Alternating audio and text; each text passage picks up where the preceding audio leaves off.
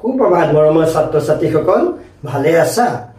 বিশ্বত ত্ৰাসৰ সৃষ্টি কৰা কৰোনা মহামাৰীৰ পৰা নিজকে আমি বাচি থাকিবৰ কাৰণে চৰকাৰ তথা স্বাস্থ্য বিভাগে আমাক যিবিলাক নিয়ম নীতি বান্ধি দিছে আমি সকলোৱে মানি চলিছোঁ, নহয় জানো? আমিও ভগৱানক প্ৰাৰ্থনা জনাইছোঁ এই মহামাৰীৰ পৰা পৰিত্ৰাণ কৰি পূৰ্বৰ দৰে আমাৰ সকলোকে বিদ্যালয়মুখী কৰাত ভগৱানে সহায় কৰক। ছাত্ৰ ছাত্ৰীসকল, এতিয়া তোমালোক যিহেতু ঘৰতে আছা, তোমালোকৰ ছাৰ বাইদেউসকলে তোমালোকক অনলাইন যোগে কিছুমান পাঠ বুজাই আছে, নহয় জানো? আজি ময়ো তোমালোকৰ মাজলৈ আহিছোঁ সেই একেটা মাধ্যম লৈ নতুন এটা পাঠ তোমালোকক বুজাবলৈ। মই আশা ৰাখিম তোমালোক সকলোৱে মোৰ লগত সহযোগ কৰিবা আৰু পাঠটো বুজিবলৈ যত্ন কৰিবা। এইয়া চোৱাচোন, তাৰ পিছৰ পেকআপটো তোমালোকে আমাৰ গাঁৱৰ গাঁওবুঢ়া শ্ৰীযুত মাণিক চন্দ্ৰ বৰুৱাই পুথিভঁৰালটোৰ দুৱাৰ মুকলি কৰে।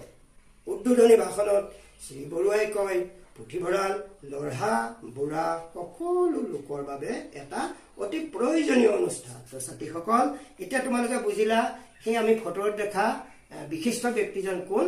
আমাৰ গাঁওবুঢ়া, অৰ্থাৎ শ্ৰীযুত মাণিক চন্দ্ৰ বৰুৱা। গাঁওবুঢ়া বুলিলে কি বুজাব? গাঁওবুঢ়া তোমালোকে জানা নহয়, তেওঁ হৈছে গাঁৱৰ মুখিয়াল।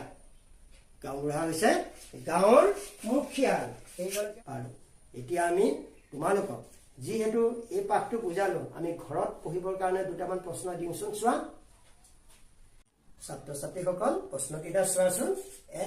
বৰ্তমান মহামাৰী কোভিডৰ বাবে ঘৰত থাকি তোমালোকৰ কি কি সুবিধা আৰু কি কি অসুবিধা পাইছা সেই বিষয়ে বন্ধুলৈ এখন চিঠি লিখা। আৰু দ্বিতীয়টো দিছো গ্ৰন্থমালা আৰু পুথিভঁৰালৰ পাৰ্থক্য লিখা। এতিয়া বুজিলা নহয়? ছাত্ৰ ছাত্ৰীসকল, আমি পাঠটো সামৰণি মাৰিব বিচাৰিছো। এতিয়া তোমালোকে বুজিলা নহয়, প্ৰকৃত বন্ধু এখন ভাল কিতাপৰ মাজতো আমি বিচাৰি পাব পাৰোঁ। পুনৰ ছাত্ৰ ছাত্ৰীসকল, তোমালোকক মই মৰম যাচিছোঁ। আজিলৈ আহোঁ, ঘৰতে থাকা, সুৰক্ষিত হৈ থাকা। নমস্কাৰ।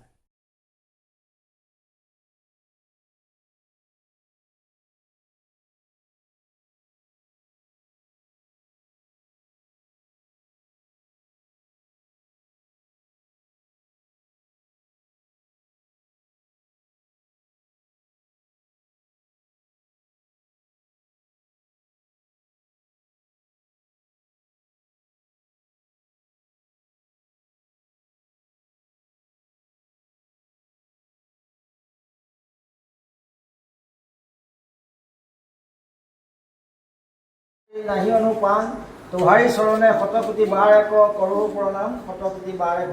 আজি এই বিদ্যালয়খনত আহি আমি খুব শুভ সংবাদেৰে ল'ৰা ছোৱালীকেইটাৰ কৰ্মশলাত অগ্ৰসৰ কৰাই ভগৱন্তই চিৰতন্ত কৃপা কৰক।